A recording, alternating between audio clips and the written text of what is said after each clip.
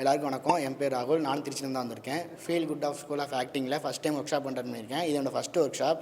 First மாதிரி எனக்கு தெரியல, ரொம்ப சீக்வன்ஸாக ரொம்ப ஜாலியாக போச்சு. இந்த ஒர்க் ஷாப்பில் நிறைய கற்றுக்கிட்டேன். நான் ஆக்டிங்னா அது வரைக்கும் சும்மா நார்மலாக படத்தில் பார்க்க ஈஸியாக நடிச்சா ரீல்ஸ் போடலாம் அப்படின்னு தான் இருந்தேன். இப்போ தான் ஒரு ஆக்டரோட கஷ்டம் என்ன இருக்குது, அதில் என்னென்ன வேரியேஷன்ஸ் இருக்குதுன்னு அதில் கற்றுக்கிட்டேன்.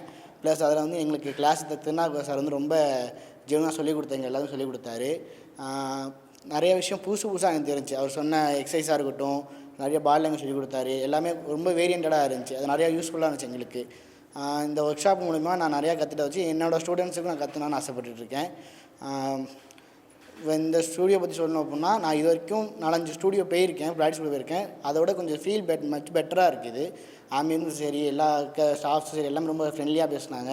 நான் முன்னாடி சொன்னது ஆக்டிங் அப்படின்றப்ப நிறையா பேர் ரீல்ஸை சும்மா பார்த்து போட்டுட்ருப்பாங்க, படத்தில் இருக்கிறதே டப் பண்ணி போட்டிருப்பாங்க. பட் அது ஆக்டிங் இல்லை. ஆக்டிங்னா நிறையா இருக்குது, நிறையா வேரியேஷன் இருக்குது.